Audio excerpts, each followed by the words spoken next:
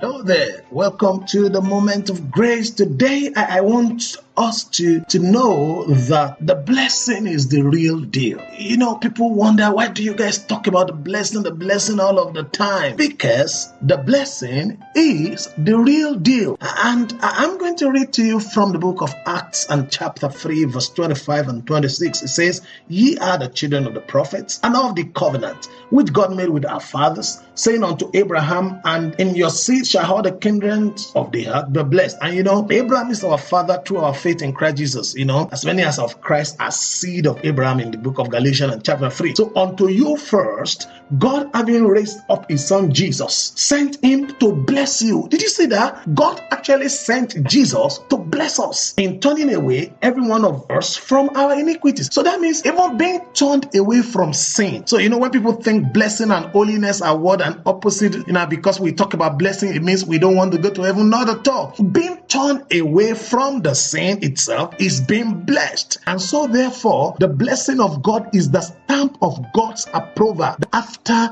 creation. You know, after creation, when God created man in the Garden of Eden, Genesis and chapter 1, verse 27, God placed a stamp of approval of blessing on man. Male and female created he them, and God blessed them. And this blessing of God is what gives the life of God that is resident in man expression. So God's life in man is given expression through the manifestations of the blessing of God. How? In fruitfulness. How? In multiplication, in replenishing, and in dominion. Because that's actually what the life of God does. When the life of God manifested at creation, emptiness gave way, darkness gave way, voidness and shapelessness. So the same life was now deposited in man to avoid emptiness, to avoid voidness, to avoid darkness, and to avoid formlessness. So God pronounced the blessing to give that life of God manifestation. The departure of the life of God from man through the fall brought about what you call spiritual death. So just as that spiritual death meant that the life of God had left man, it needed expression too. The same way blessing needed to express the life of God, curses was necessary to express the absence of the life of God, to express the death that man just acquired. You know, God said when you eat the fruit, you're going to die. And the man ate the fruit with his wife, and they died immediately that same day. The God said the day you ate, it is not 600 years after, that same day. So Adam and Eve literally died that day. The life of God departed from them. And you know what happened? The spiritual death needed curse for full expression. What we're saying is this: instead of goods multiplying, it will start diminishing. Instead of fruitfulness, things will get barren in the life.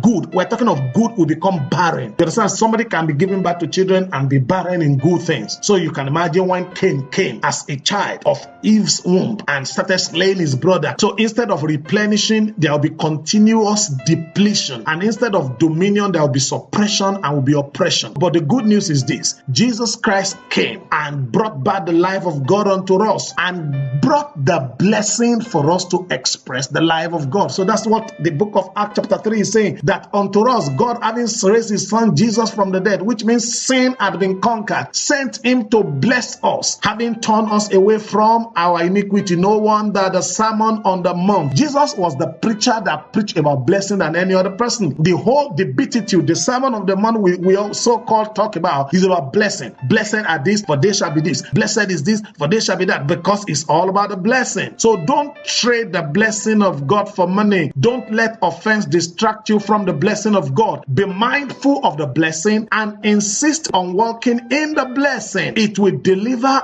all that God has in mind into your hand. Listen to me. The whole creation flowed out of the blessedness of God. You can only be relevant and live a good life in it by the same blessing. Therefore, my prayer for you today is this: that whatsoever has been depleted in your life, the blessing will bring restoration. Whatsoever is being depleted now, I command depletion to stop and restoration and replenishing to start in the name of Jesus. Whatsoever had been diminished, famished, barren, I command fruitfulness and multiplication. Where you are experiencing suppression, oppression, and affliction, I command your dominion to comfort. Now be healed in your body in the mighty name of Jesus. My name is Inka Kitine and I pastor Dadem Church. Our website is www.dademministry.org. Till I see you next time, the Lord bless you.